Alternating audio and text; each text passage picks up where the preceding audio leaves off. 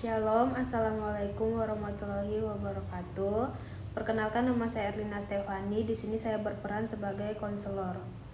Perkenalkan, nama saya Nila Karin. Di sini saya berperan sebagai konseli. Jadi, pembuatan video ini untuk memenuhi mata kuliah psikodinamika. Di dalam video ini dilakukan konseling psikoanalisis 0 sampai 5 tahun mengalami trauma. Jadi tujuan video ini untuk mengetahui konflik bawah sadar konseli yang dialaminya dari saat kecil yang dibawa hingga berumur dewasa. Mungkin yang dapat saya sampaikan. Selamat menyaksikan video ini.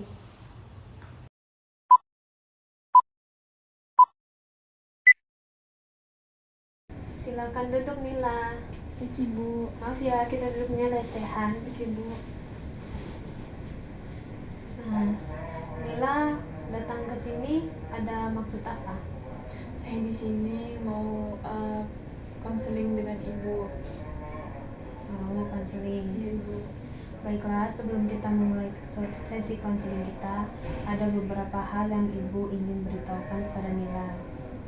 Nah, yang pertama, di dalam konseling itu ada banyak asas. Nah, dari antara asas itu, Ibu memegang asas kesukarelaan, yang dimana Nila bisa bercerita dengan sukarela kepada Ibu, terbuka kepada Ibu. Nah, yang kedua itu ada asas kerahasiaan, yang dimana Nila menceritakan apa yang Nila tidak bisa sampaikan ke orang lain, Nila itu sampaikan kepada Ibu. Nah, di situ Ibu memegang rahasia Nila, apapun yang Nila cerita. Nah, di sini juga waktu sesi konseling kita itu 1 kali 45 menit. Jadi konseling kita ini berjalan 45 menit. Baik, Ibu. Nila paham? Paham, Ibu. Baiklah, Nila boleh cerita sama Ibu apa yang Nila mau konselingkan. Jadi, Ibu, akhir-akhir ini saya itu, Bu,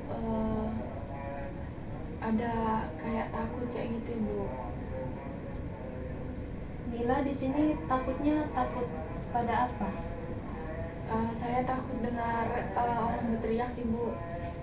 Kayak ada di kampus itu ada salah satu organisasi yang saya ikuti. Terus di situ di organisasi itu mereka senior saya itu bercerita itu suaranya nadanya tinggi, Bu. Jadi saya di situ takut.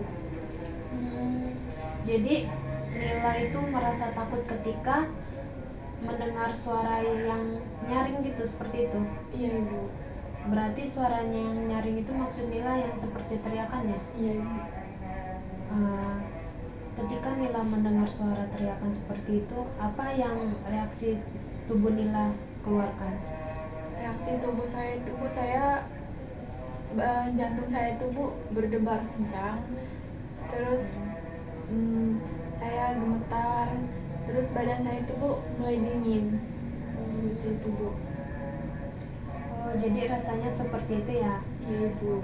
Jadi kalau ada orang yang berteriak itu, berarti Nila merasa seperti ada bahaya yang datang. Iya, Ibu, betul, Ibu. Bisa ceritakan gak sama Ibu terakhir ketika kamu merasakan ketakutan itu? Itu yang minggu lalu, Bu, yang saya bilang ada organisasi. Nah, jadi minggu lalu itu ada senior saya itu bercerita dengan temannya. Cuman nadanya itu keras, Ibu. Mungkin karena dia lagi teriak temannya. Jadi di situ saya merasa kalau bahaya itu akan datang, Ibu. Kayak pasti nanti mereka ada berkelahi. Itu yang saya pikirkan, Ibu. Apakah saat tubuh Nila bereaksi seperti itu, apakah ada pikiran-pikiran yang mengganggu Nila atau ada bayang-bayang yang mengatakan sesuatu seperti itu? Ada, Ibu. Bayang-bayangnya itu seperti pasti mereka akan berkelahi. Pasti di sini akan menjadi keributan yang besar di situ. Di situ saya sudah mulai panik, Ibu. Berarti ketika Nila memikirkan suara-suara yang seperti itu, atau sebenarnya kejadian itu belum tentu terjadi? uh, perasaan yang paling kuat muncul dari dalam diri Nila saat merasa seperti itu apa? Itu Ibu, saya merasa yang kuat di diri saya itu sesuatu itu akan terjadi seperti mereka akan berkelahi besar-besaran Ibu.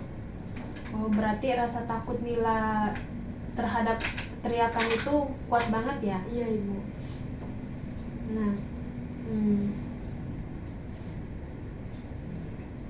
berarti ibu nangkapnya Nila ini membayangkan seolah-olah tempat ramai itu adalah tempat yang paling berbahaya untuk diri Nila. Itu benar apa enggak? Iya benar Ibu.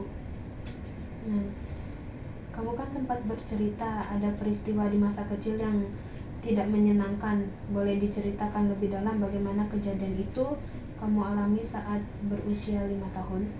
Iya Ibu, saat saya berusia 5 tahun itu saya mengalami yang maksudnya takut Ibu, karena ada keluarga saya itu berkelahi dengan temannya. Nah, perkelahian itu sampai mereka itu membawa parang, membawa senjata api, terus mereka saling berteriak-teriak. Jadi di situ saya langsung kabur. Saya takut kena dengan apa yang mereka bawa tadi. Dari situ timbullah rasa takut saya dengan suara yang nyaring nih Bu. Oh, berarti dari kejadian itu yang menempel, melekat, yang membuat Nila hingga takut sampai saat ini, yaitu teriakannya. Iya Ibu. Jadi ketika Nila itu mendengar suara teriakan, berarti tubuh Nila itu merespon seperti yang Nila bilang tadi ya? Iya Ibu, betul Ibu. Oke.